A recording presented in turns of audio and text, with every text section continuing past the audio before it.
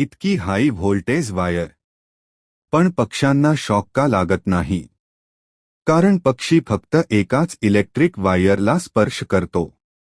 त्याच्या शरीरातून current flow होत नाही. करंट फ्लो होण्यासाठी दोन वेगवेगळ्या पोटेन्शियल लागतात. पक्षी जर दोन वायर किंवा वायर जमीनला स्पर्श करेल तर लगेच शॉक लागेल. Science is simple. फक्त समजून घ्या. चॅनल सबस्क्राइब करा.